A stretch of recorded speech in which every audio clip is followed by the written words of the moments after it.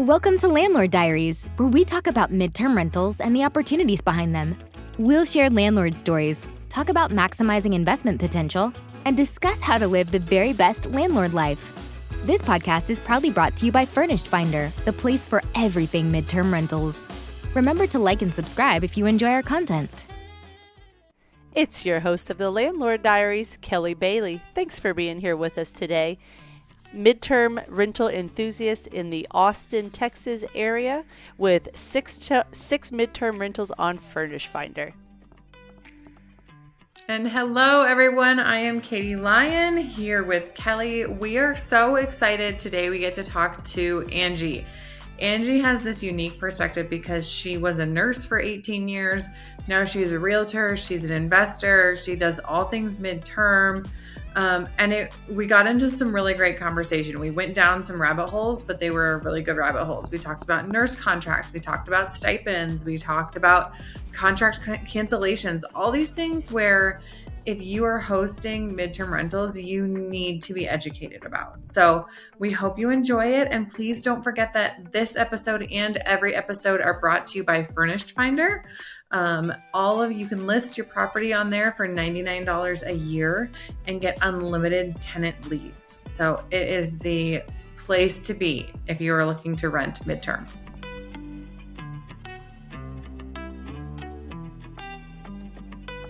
Today we talk with Angie Tonini-Rogers, a Louisville, Kentucky native. Angie has expertise and a heart for real estate, coaching, and nursing.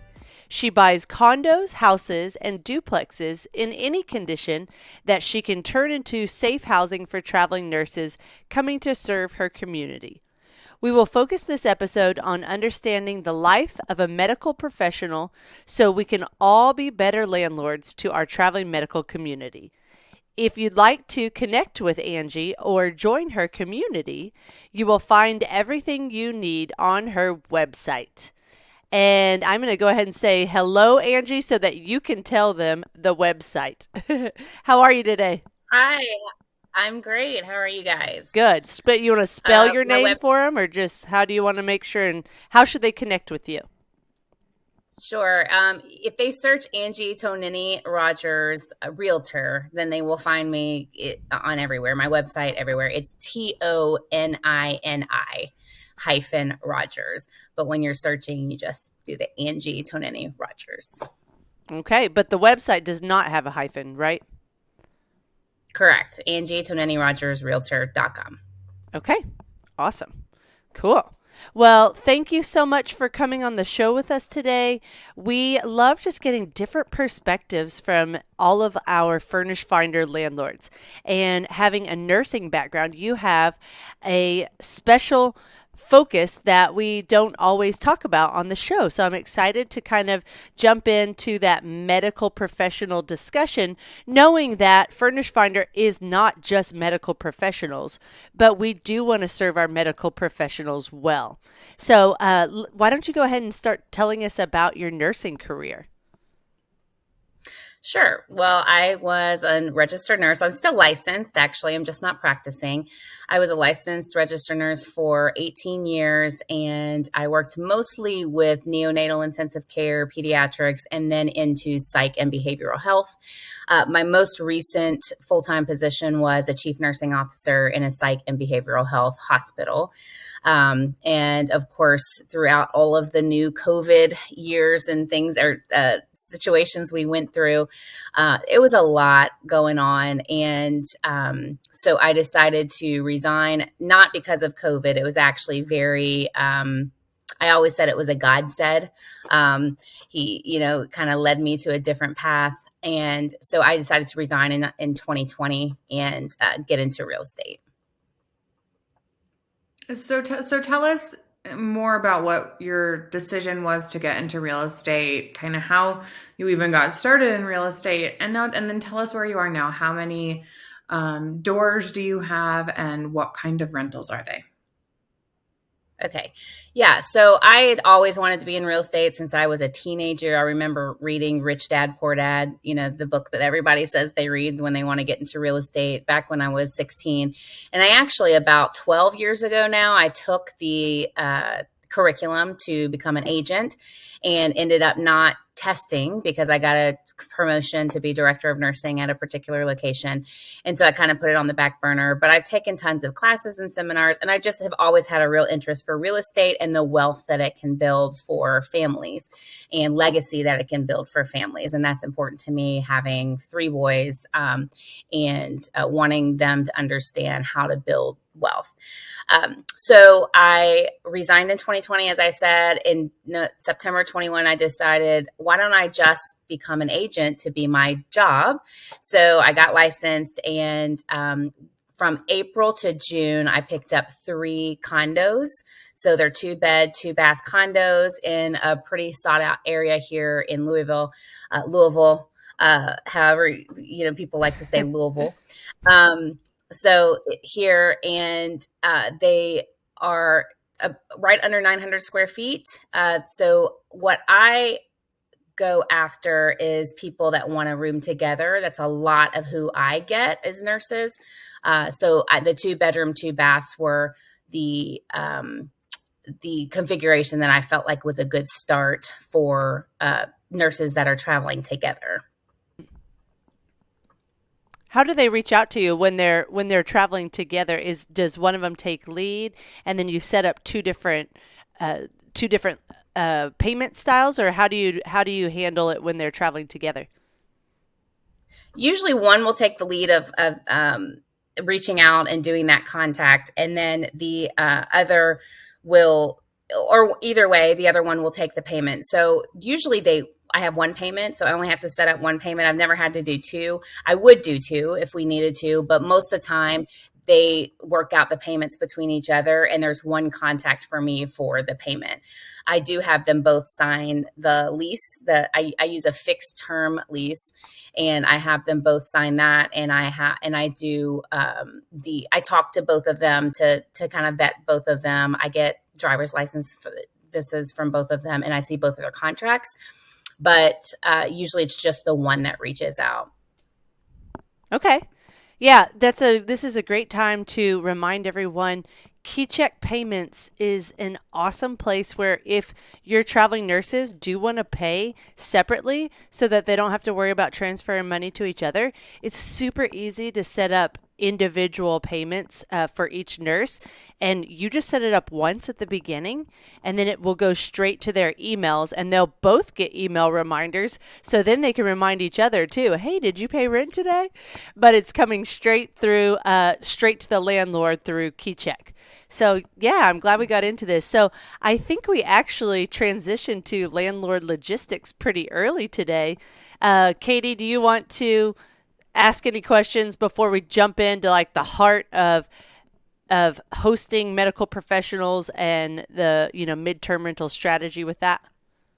Well, I would love to get to know your portfolio a little bit more. So tell me more about how many properties you have, if you own them all, if you are renting and arbitraging any. Tell us more about that, and then how long it's taken you to get to the portfolio level that you have today. So I own 3 right now.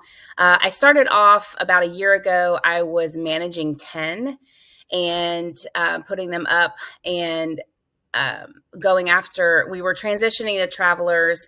So let me back up. I started off helping to manage other people's units. So not so much an arbitrage, but more of just helping people manage their properties that wanted to transition from long-term renter or even short-term rental to a midterm rental because they wanted to serve the population of the travel nurses. So I started to help landlords understand that space.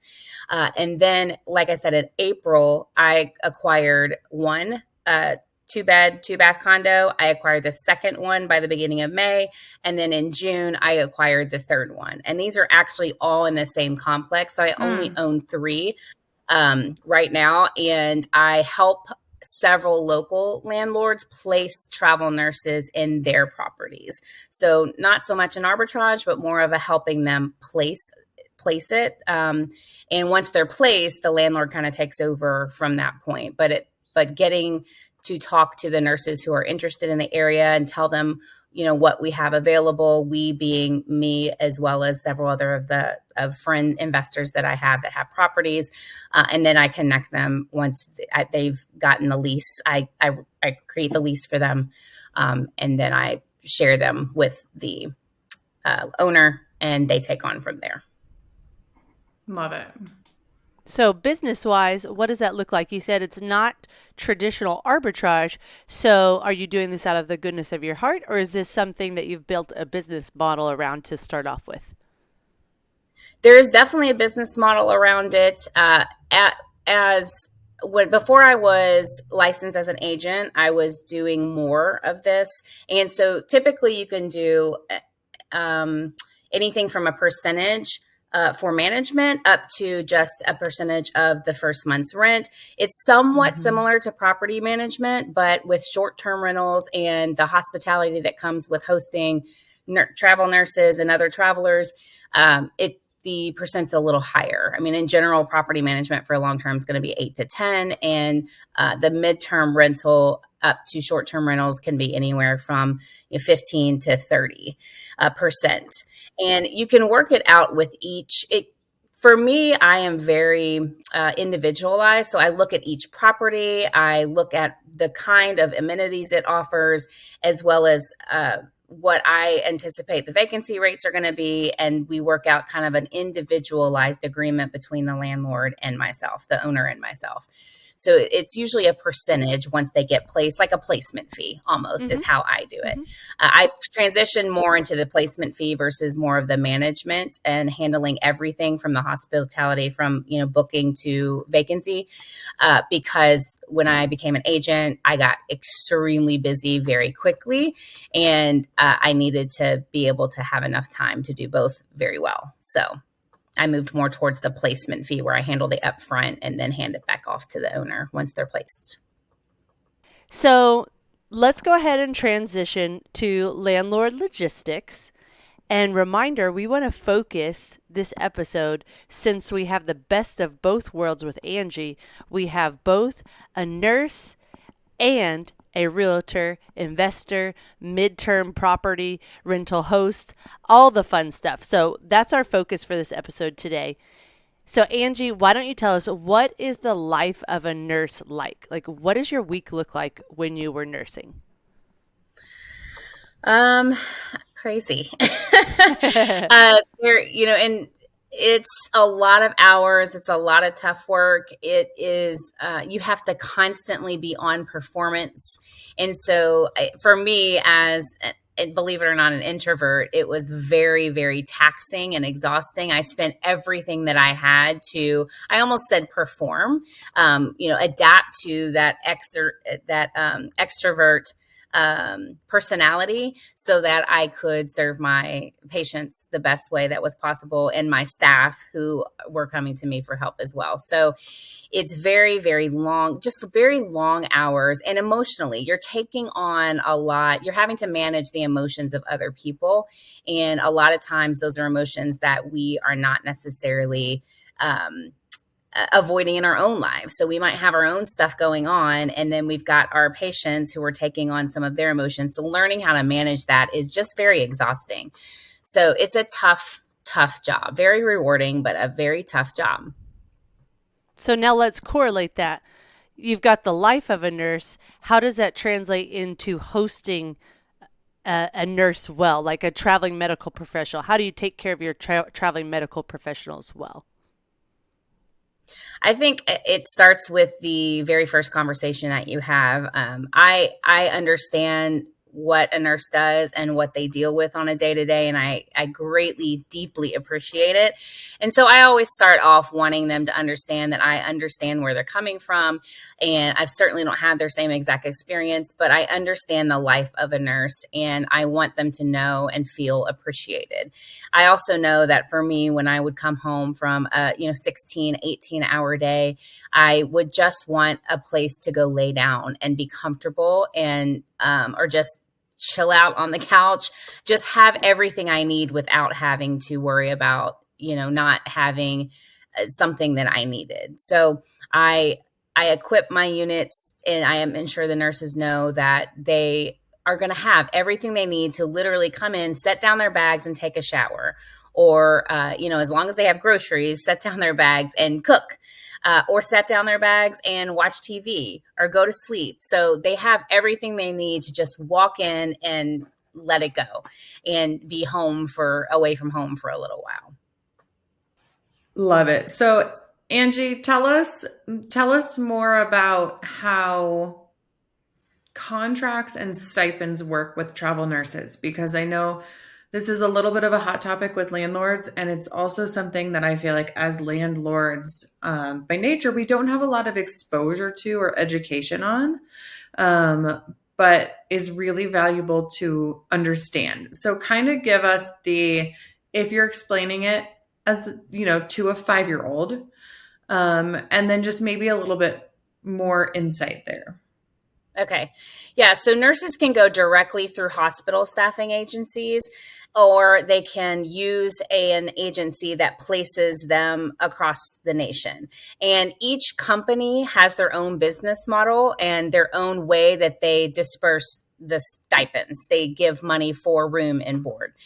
And I think for me, the understanding and just the empathy around, just because they have a stipend, maybe they have $2,500 a month for a living stipend. Just because they have that doesn't mean that that's the money they have to spend, because some of these nurses have a family back home. They have a mortgage back home. And so part of the travel is to not only be able to,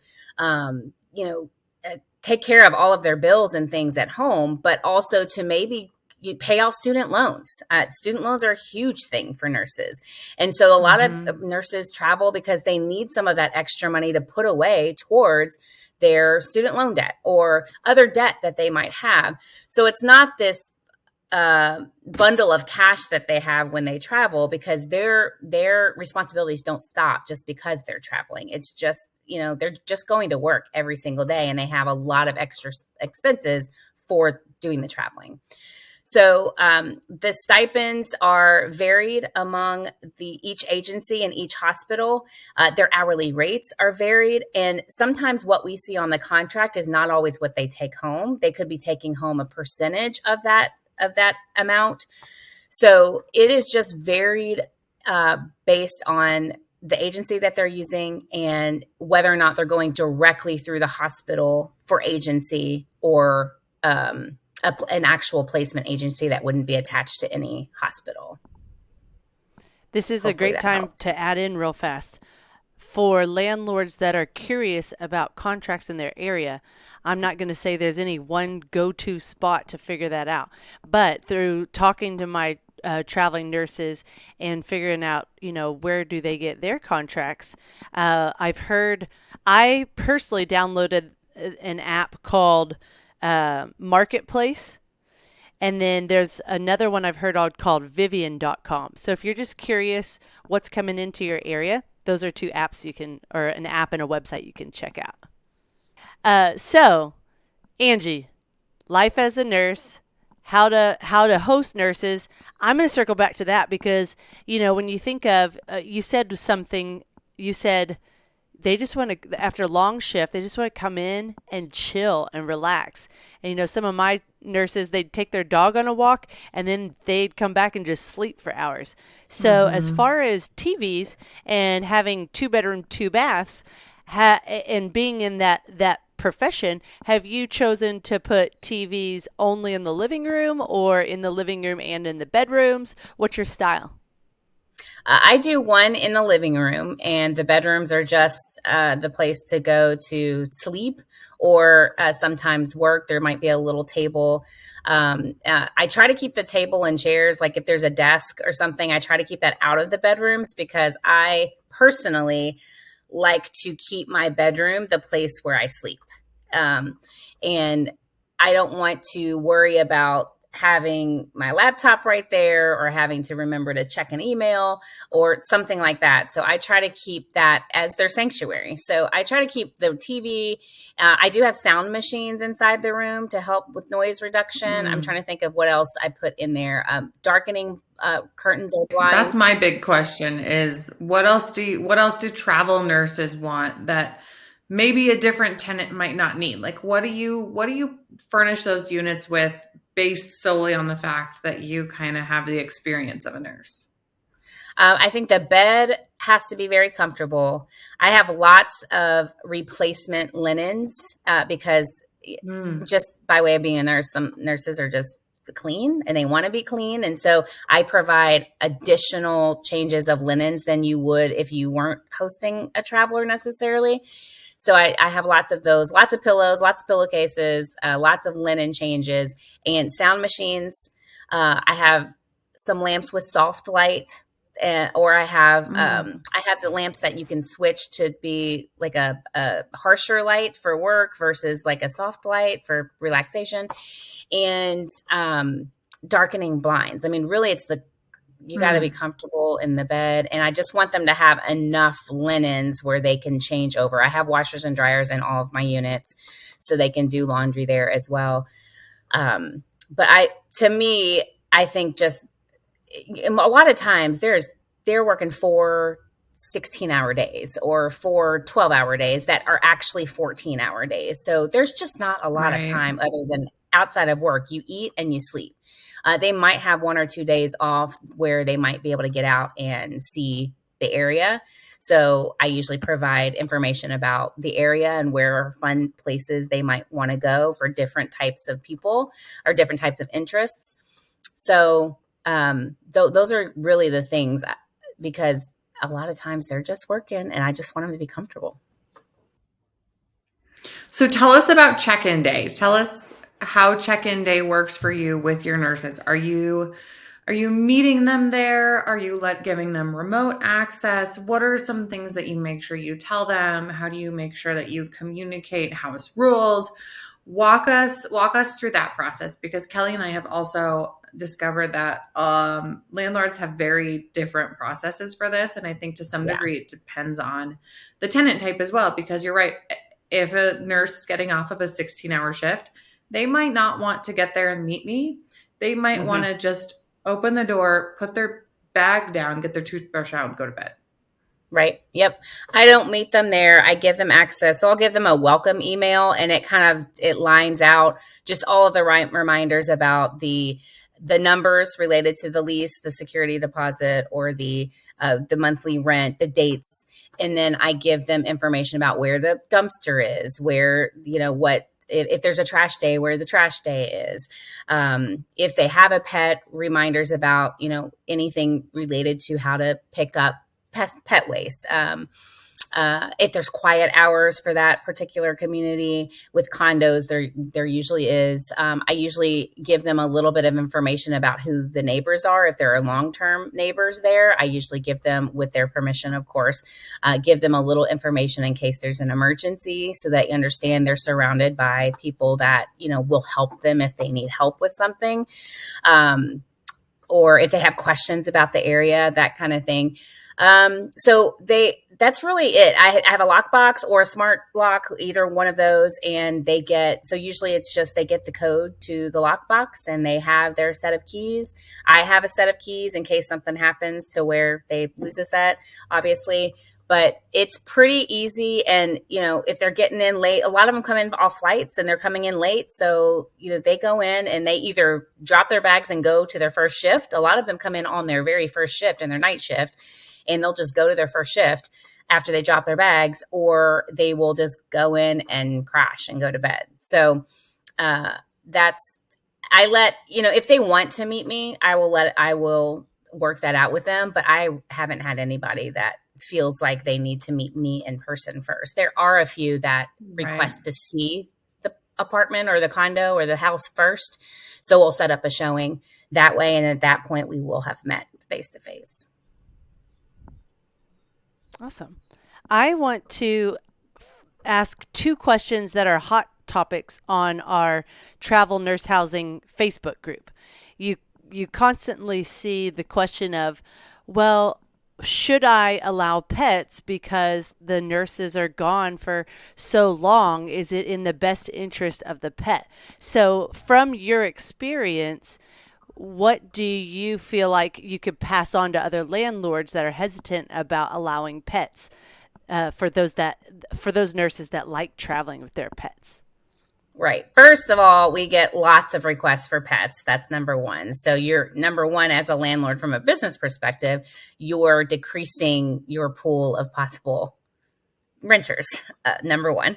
Number two is I don't think this is just me, but I don't think as a landlord, it's my place to judge someone else and what they do with their pet. I just don't, I don't put myself in that position. So I think that that's not really a fair question unless if you're concerned about damage and that kind of thing, then you vet the pet and you make sure that you have a pet fee, a non-refundable pet fee or pet rent or something to help protect your property. Because certainly from a business perspective, we need to protect our properties as well. But if it's more about a judgment of, well, the animal's going to be home all day without the person, that animal is that nurse's, and that nurse works 12 to 16 hours a day. So they have adapted their lifestyle to deal with that. So I guess the advice would be just to trust the owner of the pet that they understand what their pet needs and what kind of outside time they needs and yard or no yard, or, just like you're not asking people that when you go to their house about, well, gosh, you work long hours, maybe you shouldn't have a pet, so it's just a place that I don't feel like is appropriate for us to question. If we're talking about damages, that's different. And we have safeguards we can put in place for that. Great. So are your places pet friendly? I have some, yes, some of them are and some of them are not. We have negotiable on our pet thing, and mostly because my properties personally are in a condo and there are restrictions to pet. So I can't just say yes. I have to vet every single pet that comes through, but I will accept a pet if it's appropriate per the restrictions. And then I have other owners who have houses, single family houses with yards. They all accept pets. Okay, great. And then last question associated with this is, when someone is traveling with a pet, especially a traveling medical professional, how are you vetting that owner to make sure it's going to be a good business move for you?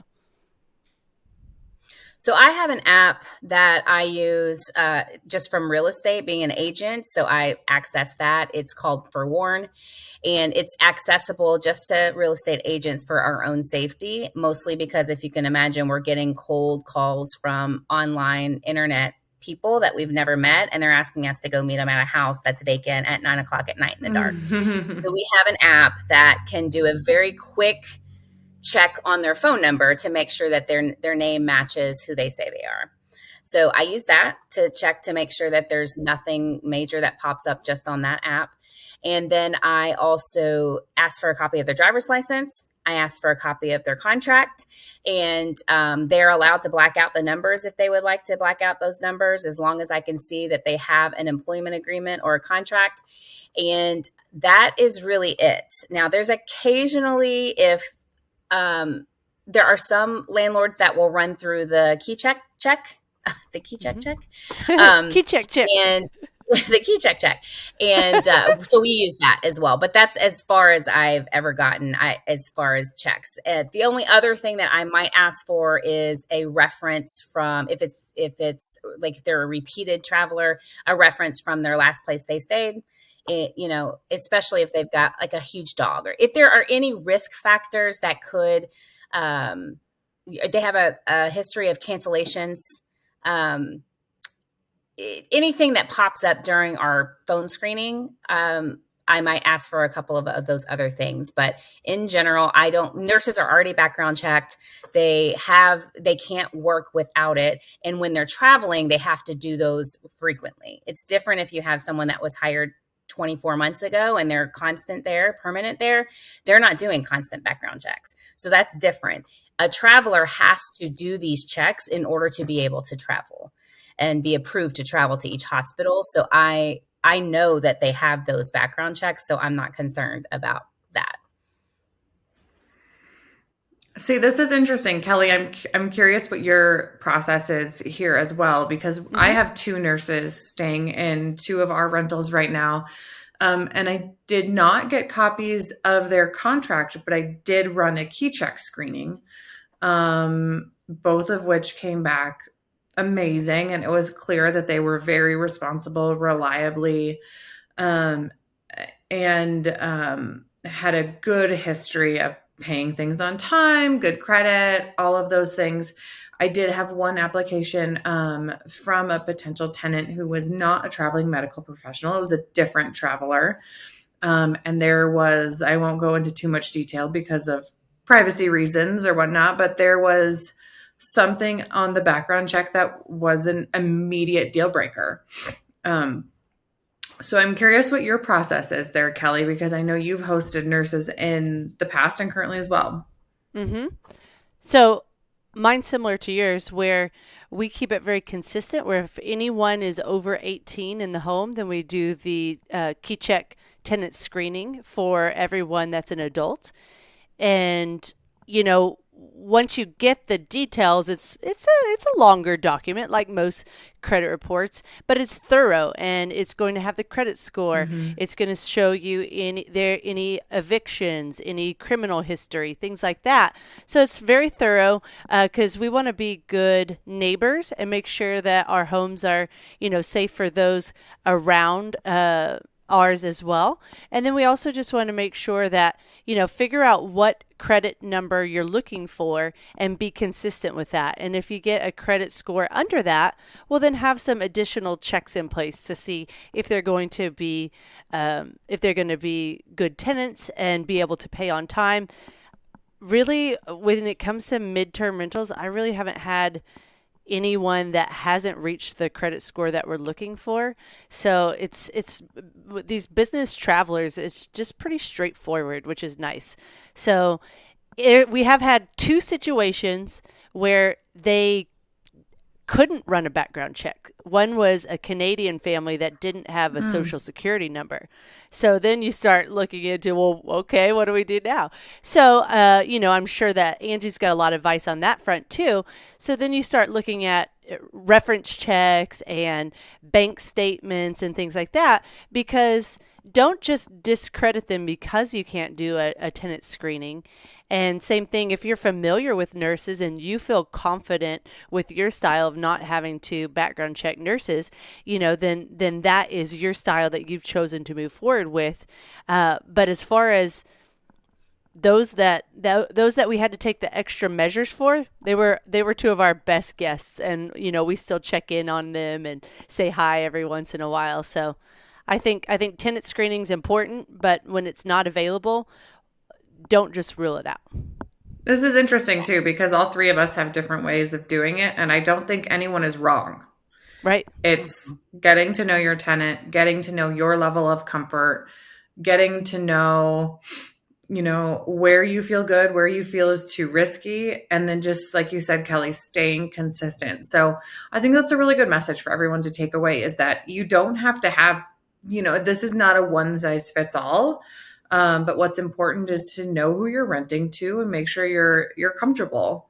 So yeah, I think that is a great thing for everyone to remember. Yeah, and I think lastly on this, if you've never run a tenant screening through KeyCheck, it's as easy as pie.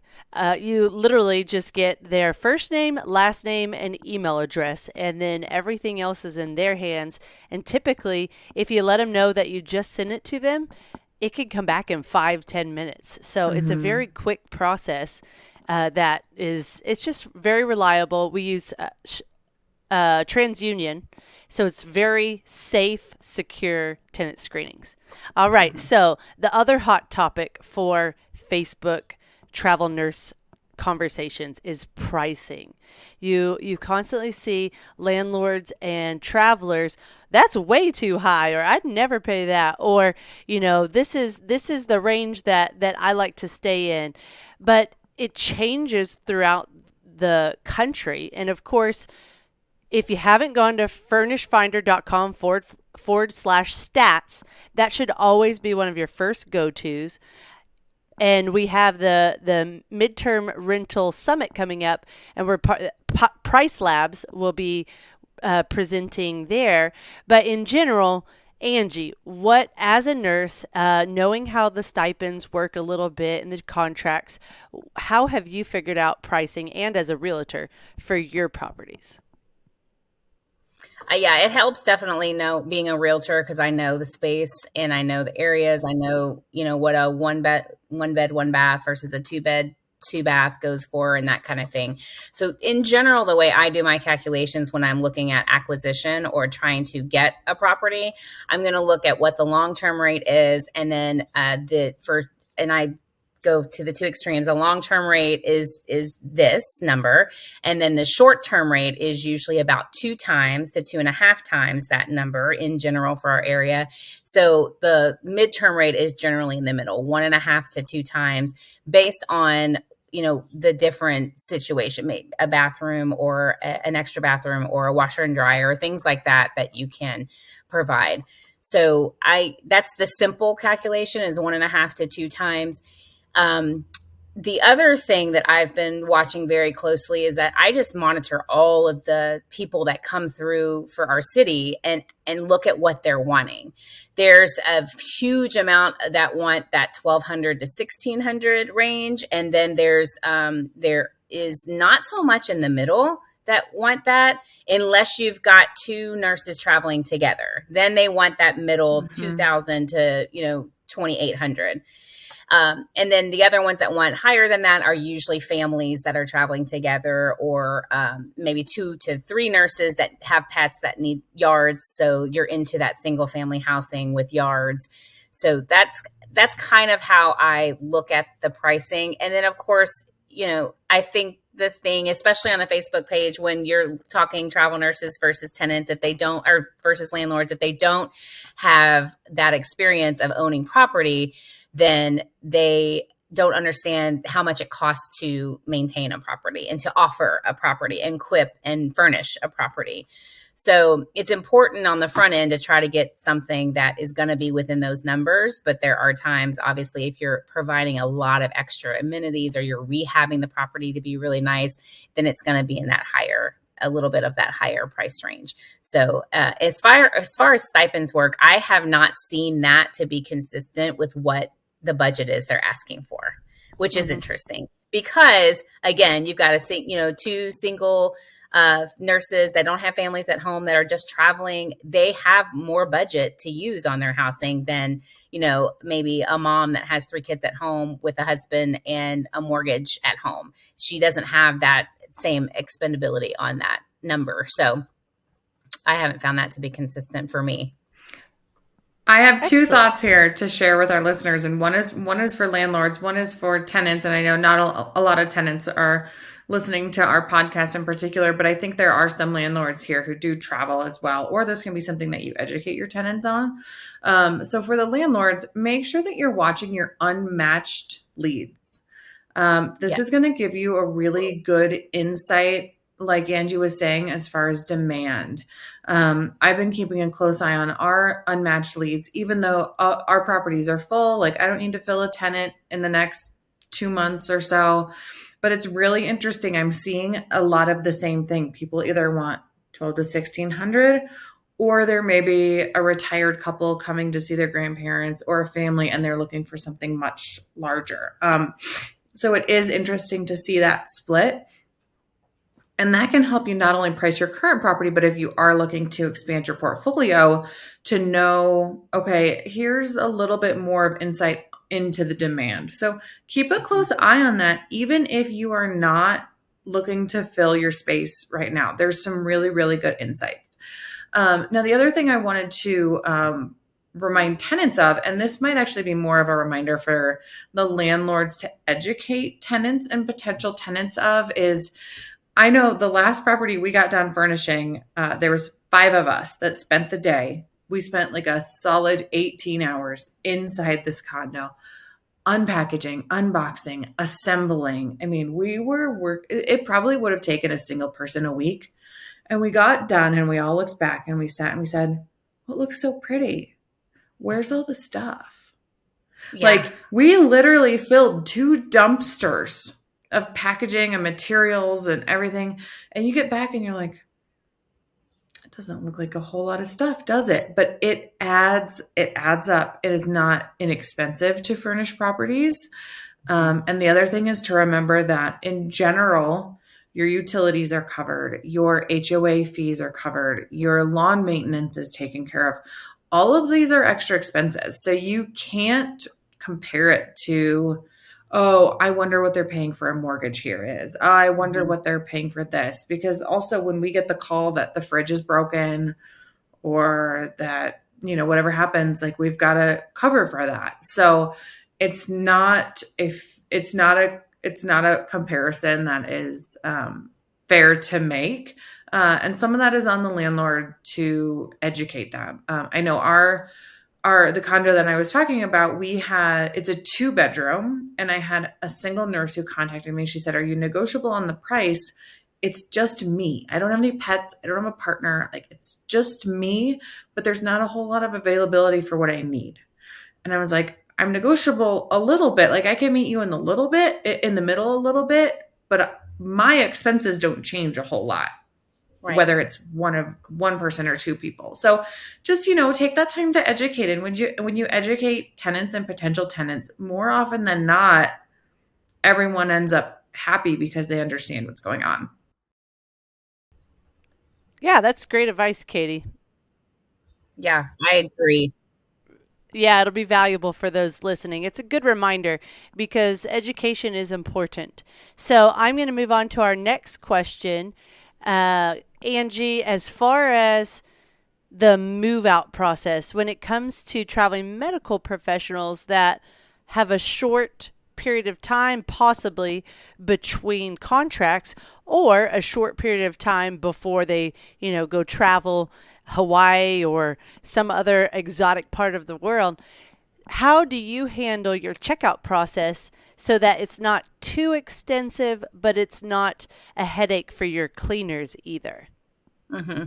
Well, I'll tell you what I should do every time that I haven't done every time is to do a quick walkthrough before they leave with them, because you're agreeing that, the place is in a good enough condition. There's not holes in the walls. There's not damage. And then also that all of the bulk stock that they're not supposed to use while they're there, the bulk that is for restocking and turning it over, is not gone. I've had one case where most of my bulk stock was gone because I didn't walk through with them.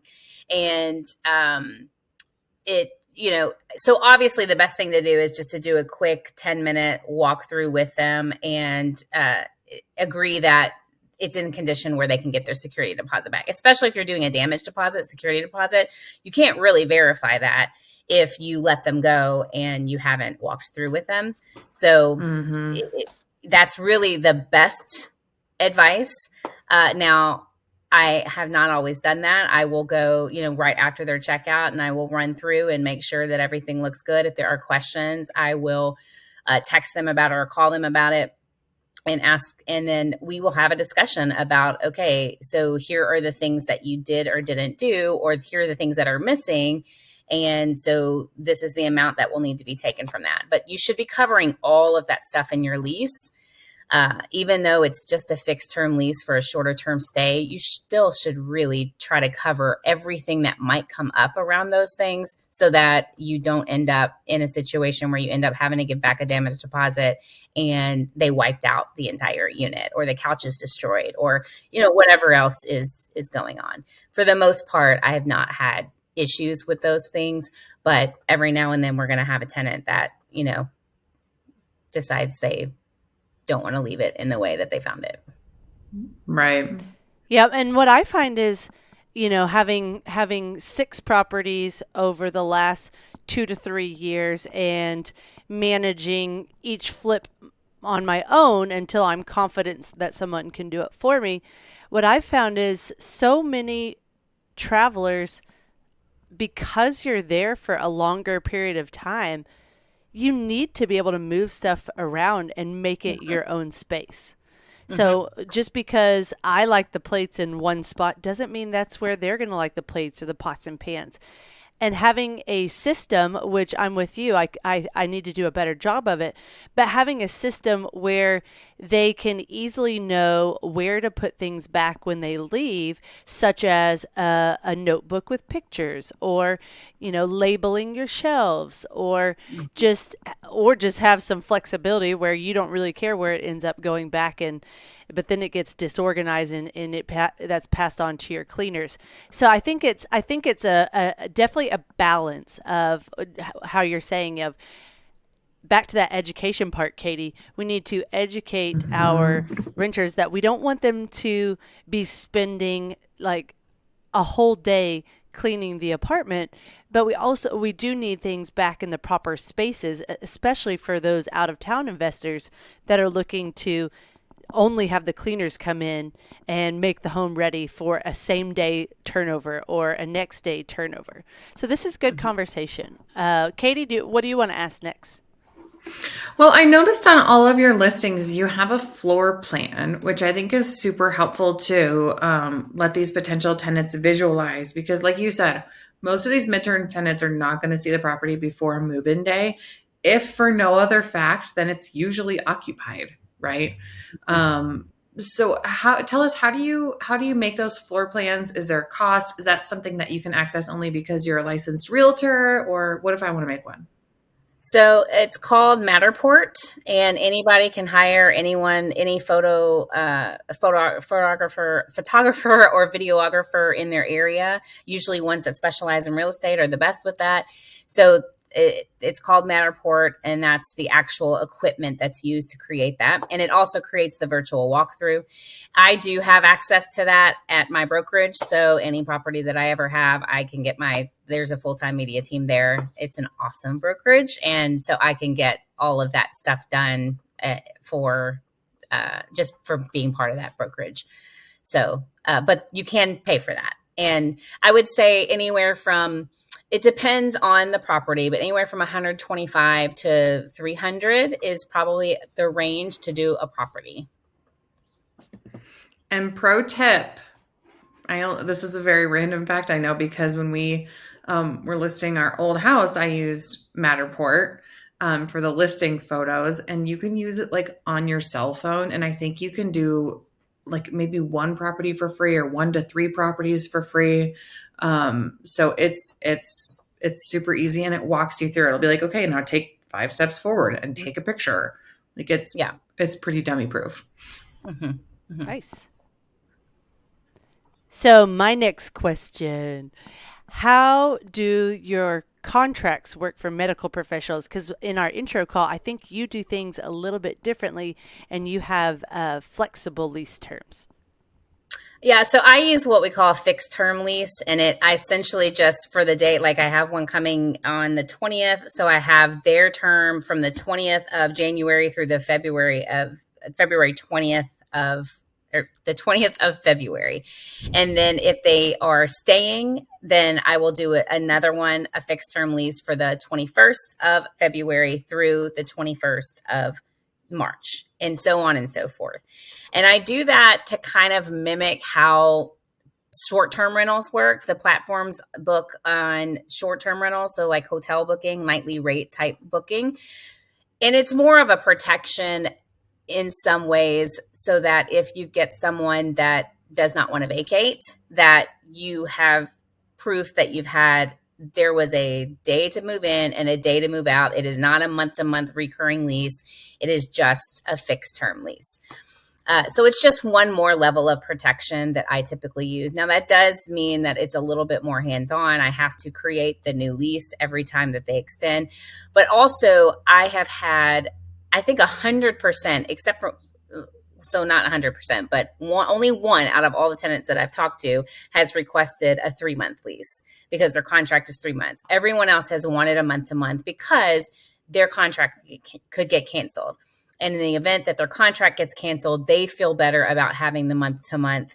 They also feel a little bit better, I think, which is not typically what they explain. But if they don't like it, they can get out of it. So I think it protects them.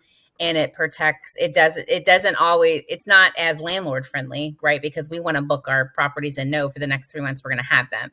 But the reality is, if they get canceled in the middle of their contract, we're not going to have them anyway. They're going to want to break out of that lease. And I think there's a lot of landlords that do that differently as well.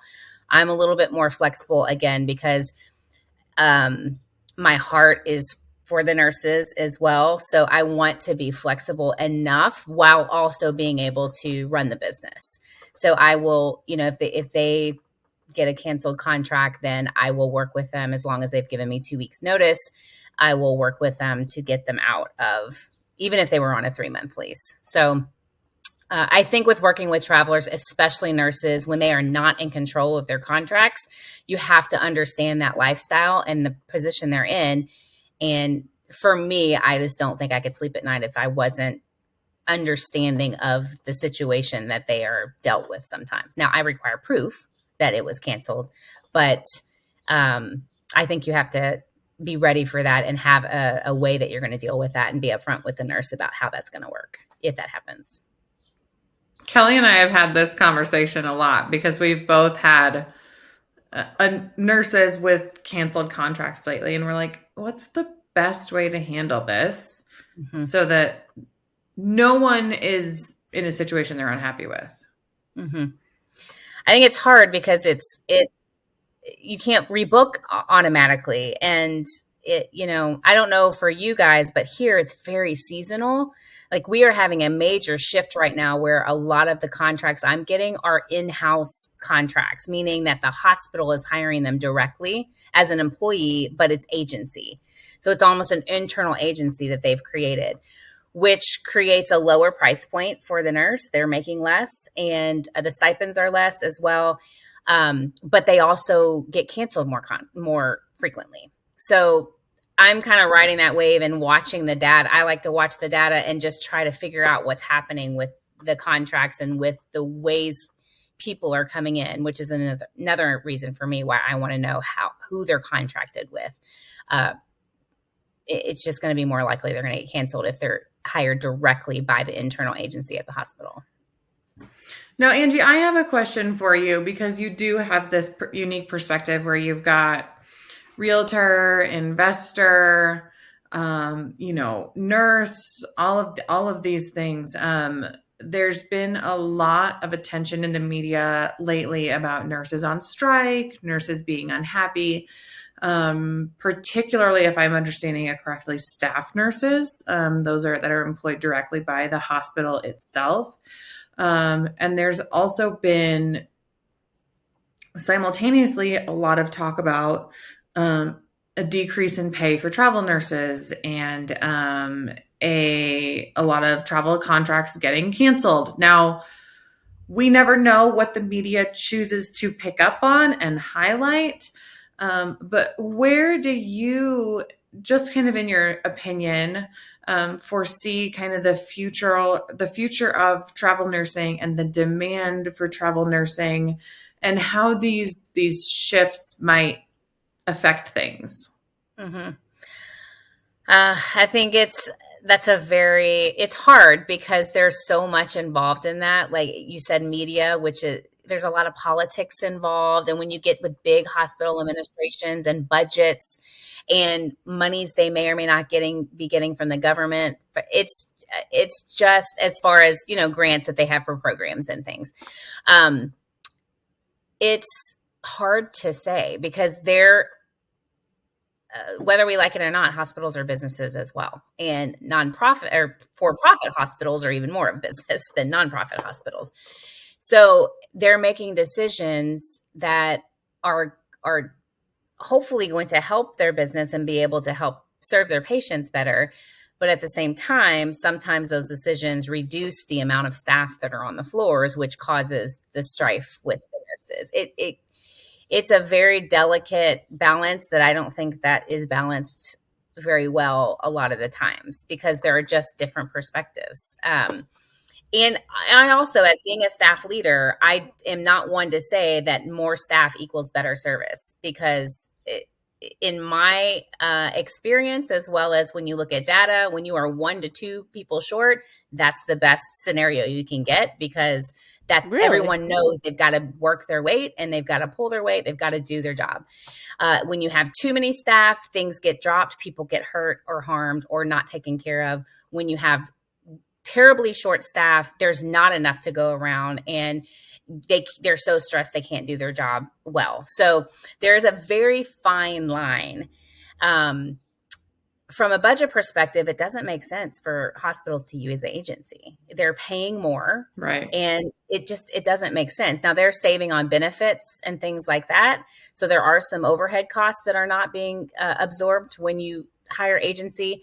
But in general, it's cheaper for the hospitals to just rebudget and hire what we call FTEs, full-time equivalents, to make up for what you're paying in overtime or what you're paying agency. But a lot of times that doesn't happen. So, the other thing is that it's just, we still have we still have COVID, we still have flu, we still have all these things that are getting attention. And as things, it's just very hard to say after after COVID, it's hard to say. There's not a line that we can easily follow anymore. So I've been just watching, in my own way to try to look at the data, I do manage every single lead that comes into Louisville. So I look at every lead that comes through Furnished Finder, and I look at what they want. And every person I talk to, I ask to see their contract, because I want to see who they're employed by and how, and who are the players. Like, is it Vivian? Is it Ally? Who are these people coming into or sending nurses here? And then there are times that I'll reach out to them and just ask them, how many nurses do you have? And, it depends on who you get on the phone and who you can get in contact with, if you can build some relationship that way. But, for me, I don't know how to predict that. I'm not sure that anybody really knows how to predict that.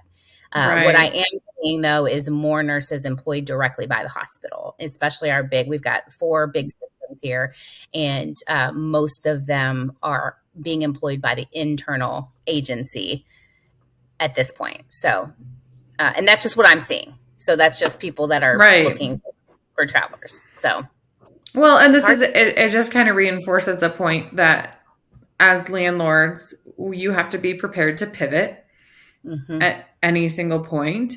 And I think that was proven, during COVID, when a lot of landlords had to maybe use their properties for different purposes, and, opening them, adding desks and adding monitors, or making it somewhere where if it was a shared space, it was still safe. All those things. It just reminds us all that this is an industry that will forever be growing and changing, and that you're going to have to adapt.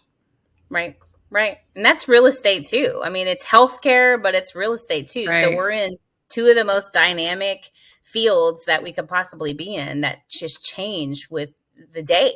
So I think that it's super important to be flexible and look at it all the different. I always want to market mine also. I'll market it on other short-term rental platforms, and I'll market it with Furnished Finder, because I want to market test to see what is the activity that I'm getting. So, and sometimes I'll market test it as a furnished long-term rental, just to see what activity we get. But we have to be able to pivot. A lot of the investors here that I have close relationship with have done some pivoting. They did pivoting to the midterm rental during COVID, especially when we had tons of travelers coming. And then they've pivoted some to either go short-term or maybe a longer-term furnished rental. Now that things have slowed a little bit here. So we'll just have to watch and see. Yep. Man, we are having such good conversation, and let's keep going. I have been taking notes to circle back to some things, because this is such great content, ladies. Awesome work. So I'm going to circle back to first the lease terms.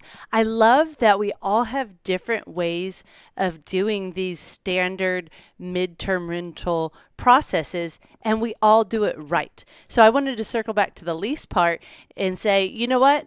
Mine is actually typically fixed term as well, but through the KeyCheck lease partner and the questions that they ask, it kind of sets it up where I build it in fixed term, whether, and honestly, sometimes it's random dates. Like it might be January 13th through May 5th or something.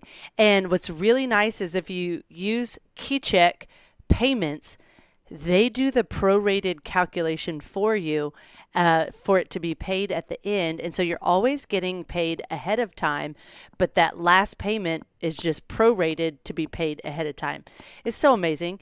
And so the lease that I use through KeyCheck, I do put in those specific dates or a 3-month term. And then we build in the wording that if you do want to continue month to month thereafter, it's just with the approval of the property owner or the landlord. And then we also, one of the standard questions is, if the lease is canceled, I think the options are, do you want it to be a 1 month's rent or, your own personalized amount? So we just do the standard number across real estate, which is the 1 month's rent. So it's intriguing that, we can all do these same things in a little bit different ways and get great results. Katie, you dropped about nurse cancellations and that we've had a couple nurse cancellations, but we didn't really talk about how we've each addressed those to be as fair as possible to our properties and to the traveling medical professional. So what was your situation? So I had our first midterm rental. We listed it. We got it. It's a studio apartment. We got it rented very quickly, and it was actually for a nurse who was on renewal. So we felt really good about that. She felt really good about that. And then she said, for some reason, the agency the hospital was dragging their feet, getting everything across the finish line, and her agency suggested that she move forward. So she said, and this is after we have a signed lease, we have her deposit, etc. And she goes, full disclosure, if this gets canceled, I'm not going to need the apartment. And I was like, unfortunately we have a lease, right? Like the apartment is yours, but I'm not a jerk. I understand your situation. So what I will do is I'll list it as available again. I'll market it heavily. I will market it as if it's vacant. And as soon as I get a tenant, I'll let you know. And you'll only be responsible for the portion of rent that is the gap. Lucky for her, the gap ended up to be 1 day. Nice. Which was pretty amazing. I ended up getting a tenant who I was on vacation and she texted me and she was like, hey, I got your number off Furnished Finder. I have a contract at said hospital. I've been living with a friend. It's not working out. Can I move in this weekend? We went through the screening, the lease and everything. And she's been living there ever since. And that original nurse was thrilled that she only had to pay like $50. She got everything else back. And it's a question I've had with every prospect I've talked to. And the way that I've chosen to do it is I'm going to write your lease for 3 months. If that's the length or whatever length your contract is, right? A tenant we have in our other property, her contract extension was like 10 weeks for some reason. I'm going to write your lease for that length. If you get canceled, I will market it as if it's vacant. And as soon as I get a new tenant, you're off the hook. But from a logistical standpoint, I do not want to be dealing with new paperwork every month. And I want that security. So that's been my personal take on it. And again, I might have to pivot that. I might have to change that. That's been working for us thus far because all the nurses and the leads that we've been talking to say, okay, that's fair, right? I understand that you need security on your side and you want some sort of longevity in a lease. But they're comforted by the fact that if they get canceled, I'm going to do everything in my power to backfill the unit and then you're off the hook. Mm-hmm. Yep. That sounds similar to exactly how I do it. And I think this is a great time to remind everyone, guys, take every opportunity you have to get those 5-star reviews. It only sets you apart that much more and makes you that much more reliable and sought after. So in these canceled contract situations, they are paid tenants. They have a lease in place. They have paid for a portion of your home, even if they haven't set foot in there. They have interacted with you as a landlord. So you can actually use that to help rent it faster as well. You could say, hey, and I did that actually. That one tenant that paid, she paid 1 day's rent and she left me an amazing review. And it's because I asked her, I said, okay, would you mind leaving me a review? I know you didn't stay there, but just based on our interaction, on the process, on the communication. And she did. So exactly. It's, I think it's the mindset, Kelly, that you and I have quite frequently, and most of the landlords that we speak with, which is try to make it a win-win for everyone, right? There's always a way, if you get creative enough, that you can make it something that works for everyone. You just have to think outside the box sometimes. Yeah, exactly. And they interacted with you. So that's all that I was going to wrap up with is by them giving you a review, it helps them get the place rented faster and get their portion of that month's rent back. So, such great conversation. I think I'm going to touch on one more hot topic, and I don't really want to stop, Angie. We've been about 55 minutes. Typically we go around 30 minutes to an hour. How are you doing? If you're doing good, then we're going to keep rolling and maybe go to like 1:15 or like an hour and 15 or something. How are you feeling? Yeah, I'm good. Okay. Yeah. So then I'm going to go back to one of those other extremely hot topics that people get frustrated about all the time on both ends, on the landlord end and on the tenant side, is communication in messaging. So you said you look at every lead that comes in through Furnished Finder Tenant Leads, whether it's matched or unmatched, and you actually reach out to every one of them as well. How have you found that you get the best response rate from those traveling medical professionals? When they put their phone number in and they will text, that's number one, the best way to get it. The ones that don't put a phone number in there is, that gets frustrating because it looks like they might be a good tenant. You've got a great property that matches what they need, but they're not answering the emails. So I will email, but if, whatever we can do to get people to get their phone numbers to us, that's ideal because people text and that's how, and then I can get on the phone and actually have a not a face-to-face, but a voice-to-voice conversation with the person, which I always want to do because I want to be able to talk with them and I want them to hear me and I want to hear them. And and sometimes I'll hop on a Zoom too, just depends. But the ones that put their phone number in, I also feel like those are more serious because if they're really looking for a place, they want to be contacted, they'll put their phone number in. There's only, I think, been one that had just put the email in and then I ended up, he ended up contacting me back and I asked him for his phone number and then I picked up the phone and called him. So, to me that it's the phone is the best way. Mm-hmm. And a previous episode with the ladies from Wire, Amelia said that she uses all three forms of communication. Like, don't be shy. I think it was Amelia. Maybe it was Sarah Weaver. But one of them said, don't be shy. Reach out by phone. Reach out by email. Reach out by Furnished Finder messaging and see which platform they choose to respond by. Because I'm going to put on my empathy hat and we're talking about life of traveling medical professionals. We're talking about 16 to 18-hour days. They don't necessarily have a ton of time to respond to the properties they're not interested in. They're going after the ones that they are.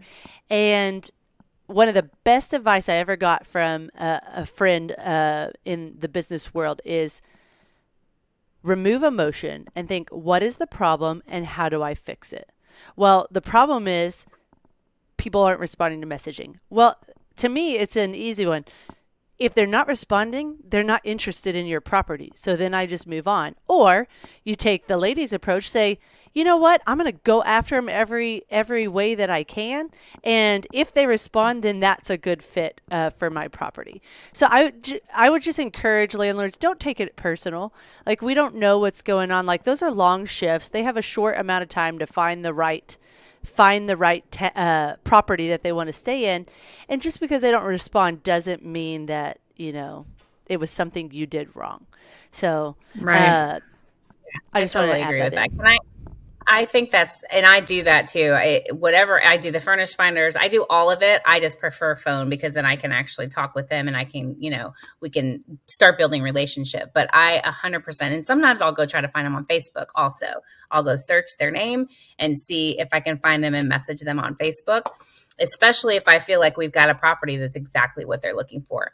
And I think, as you said, the empathy too, because I totally put myself in their shoes. I think the other thing too is that sometimes they don't get notice that they're getting canceled and they're going to have to find a new place somewhere in the nation within a matter of days or they're not getting an income coming in. So they are very stressed and they're still working while they're trying to find that new place to go. So if you get canceled today and you get a 7-day notice, 5-day notice, 3-day notice, I've had 3-day notices before, then they've got 3 days to try to find their next contract. So that's a lot of phone calls and work. And if you're already on the schedule, it's very, very hard to do. So I agree 100%. I'd say I contact them on any way that they put it. I contact it. And even, like I said, go beyond and try to, find them on Facebook to message them if they can be found easily. Yeah. And one more quick thing is, oh man, I just lost my train of thought. I'm going to circle back to that. Okay. Katie, you got anything to add into that?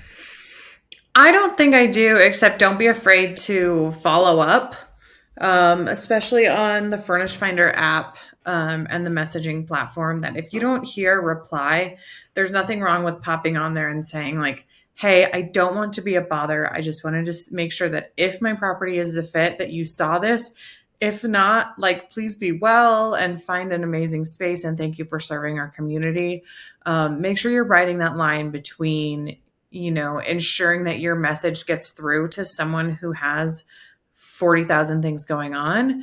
But you don't want to be spammy or being a bother, right? And there's a really tactful way to do it. And most of it just involves being human. So remember how you can solve their problem and be a service, right? That's what businesses are. We're just all different services. I remembered what it was. In regards to the messaging, just in case you've all noticed, midterm rentals are getting pretty popular. So you might have to scroll a lot further down to find your property than you did in the past. So one of the things Furnished Finder is doing is trying to take in those important aspects of putting your property to the front. If the algorithm, what I've heard for the algorithm, some of the main things that are being taken into consideration, I don't know how it works, so don't ask me how it works, but messaging, responding to messaging, and quality photos, and keeping your calendar updated. Those are the main things that help you with your placement on Furnished Finder. So just keep that in mind. And I think we're building that out even further, but that's some of the main aspects right now. So, Angie, contractors, we're talking about medical professionals that a lot of times sleep during the day. So how do you handle the landscaping where that it may not wake them up if they come during the time that they're sleeping, or there's a toilet that is leaking and you need your contractor to come in and fix it? Do you personally let your contractors in, or do you have a safe and vetted way to give certain people access to the home without you always having to be there? What's your system?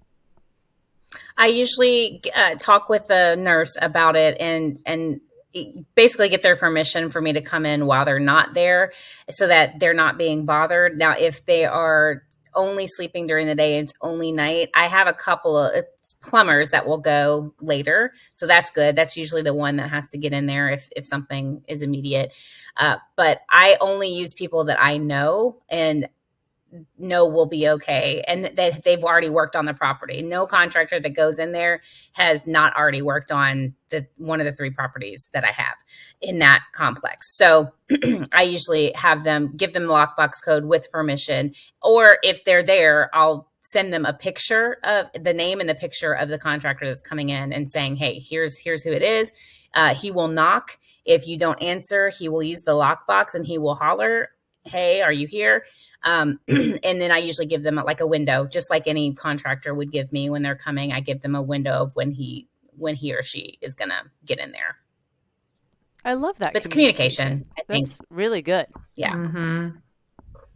Do you background check your contractors too, or you just know them that well? I use the same app on those contractors, but most of my contractors, right as of this point, I've been working with for a couple years. So unless it's a brand new one, I will vet them through the app that I have that has the backgrounds on it, and also the another investor. I typically would never use someone that another investor is not happy with. So it's always referral based. Awesome. Well, Kelly, I have asked all of the questions I can think of. This was such a great conversation. I love how we got into some nitty gritty and some systems, because I think that really is kind of the next step to upping your landlord game, is to, master your systems and these little things that come up that you might not think about, and how you handle them. So I'll leave it to you if you have any final questions, but it was so good to talk to you, Angie. And this was I love where this conversation took us. Thank you, guys. I'm going to give Angie the option of the last question, because I have 3, but I won't ask all of them. I'm going to let you know the questions and you get to pick which one you want to answer. So Do you want to give advice to medical professionals that are looking to get started in real estate? Do you want to give investors a rundown of why Louisville would be a good area for the next purchase? Or do you want to tell us about your podcast, The Holy Made Life? Oh gosh, those are hard questions. Okay, well maybe I'll do a mix. Okay. Of 2.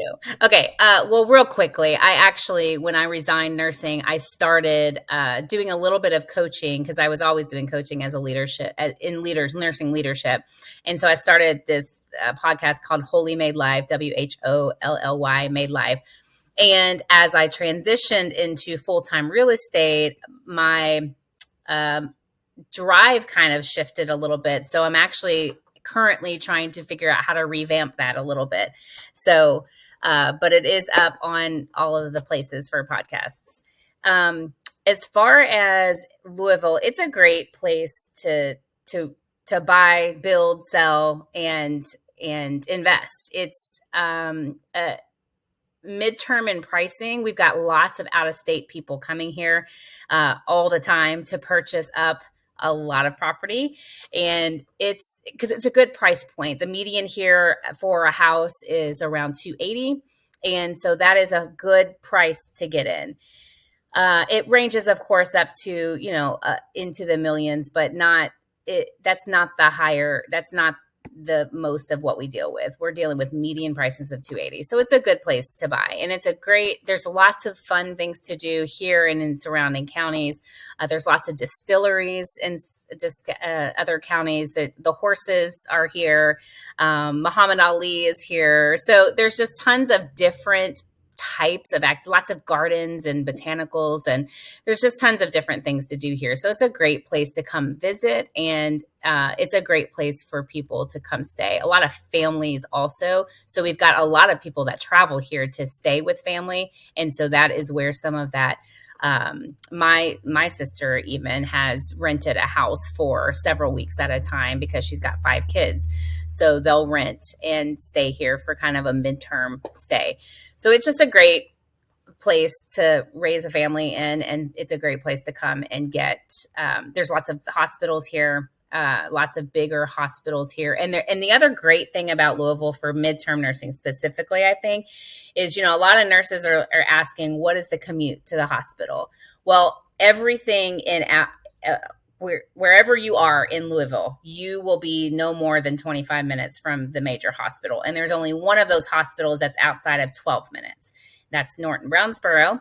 And that one is on the outskirts of the county, but you can get anywhere in the city within 25 minutes tops. And it's usually closer to average about 10 to 15. So it's a great spot because it's a really short commute for them. And it doesn't matter where you got your rental, you'll be able to say it's a short commute. So that's why I think it's a great place for travelers. And there's lots of other kind of travelers, corporate traveling, construction, building, all of those kinds of travelers that are coming for training that need 3-month stays or so. We're just growing. So it's just a good place to be, I think. Love it. So why don't you remind everyone how they should connect with you if they want to talk with you further about anything from today's episode? Sure. You can just search my name, Angie Tonini Rogers. Realtor.com is my website. And if you put my name in there like that, all my stuff will pop up, all the different sites. Love it. Well, thank you so much for being here. This was just such a refreshing conversation about our traveling medical professionals. Reminder, if you liked this episode, please leave us a review. Apple Podcasts is a great place to do that. You can also just hit that like button or subscribe. And lastly, if you want to comment and, say something directly to Angie or just have a topic that you want us to talk about, go to our YouTube channel and comment on one of the episodes there, and especially if you want to connect with Angie. So thanks everyone for listening. We appreciate you being here, and we will see you next week. Bye.